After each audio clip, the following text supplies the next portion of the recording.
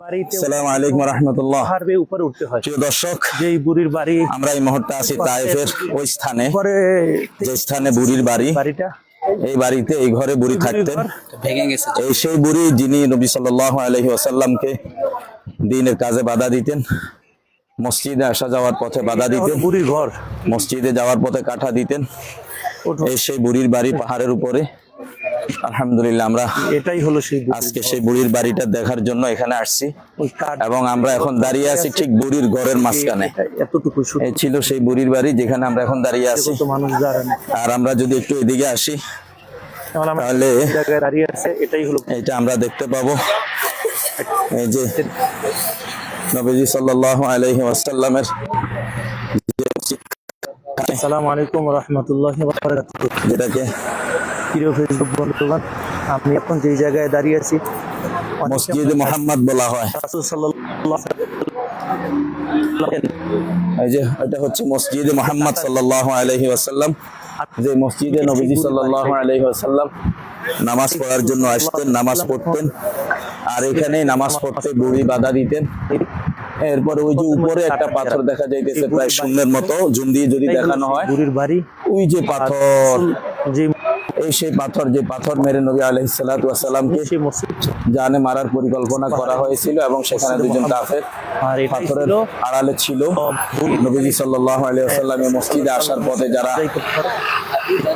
পাথর মেরে নবীজি সাল্লাল্লাহু আলাইহি ওয়াসাল্লামকে দুনিয়া থেকে সরাই দেওয়ার পরিকল্পনাকারী ছিল, তারা ওই পাথরের আড়ালে ছিল। আল্লাহ পাক রব্বুল আলামিন জিবরাইল আলাইহিস সালাতু ওয়াস সালামের মাধ্যমে সেই পাথরকে রুখে দেন এবং নবীজি সাল্লাল্লাহু আলাইহি ওয়াসাল্লামকে আল্লাহ তাআলা আল্লাহর কুদরতি ভাবে রক্ষা করেন। এটা হচ্ছে সেই মসজিদে মুহাম্মদ সাল্লাল্লাহু আলাইহি ওয়াসাল্লাম। এখানে নবীজি সাল্লাল্লাহু আলাইহি ওয়াসাল্লাম আসতেন। আর আমরা যদি ভুল করে না থাকি, এটা তো ইতিহাস, আসলে আমাদের সঠিকটা জানা নাও হইতে পারে, তবু আমরা আপনাদেরকে দেখাচ্ছি। ওখানে একটা বড়ই গাছ আছে আর এখানে একটা বড়ই গাছ আছে। এই দুইটা বড়ই গাছ আছে, যে বড়ই গাছগুলো আমরা ইতিহাসের পাতার মধ্যে যে কাটার কথা আমরা জানতে পারি, সেই কাটাগুলো এবং সেই গাছগুলো এখনো এখানে বিদ্যমান আছে। তো এই ছিল তায়েফের ঐতিহাসিক নবীজি সাল্লাল্লাহু আলাইহি ওয়াসাল্লামের মসজিদের ইতিহাস এবং সেই বুড়ির বাড়ির ইতিহাস। সকল হাজী সাহেবরা এখানে আসলে আসার পরে এই সবগুলি দেখার জন্য অনেক কষ্ট করে এখানে উপরে উঠে আসেন। তো আল্লাহ তাআলা প্রিয় নবীজির মুহাব্বত আর ভালোবাসা নিয়ে আমরা যারা এখানে আসছি, আল্লাহ তাআলা আমাদের সেই মুহাব্বত আর ভালোবাসাকে আরো গভীর করে দিবেন আশা রাখি ইনশাআল্লাহ। এখানে আসার পরে মনটা আসলে মদিনাওয়ালার প্রতি আরো বেশি দুর্বল হয়ে গেছে। আলহামদুলিল্লাহ, আলহামদুলিল্লাহ। এগুলি মরুভূমি অঞ্চল, চতুর্দিক পাহাড়ে ঘেরা।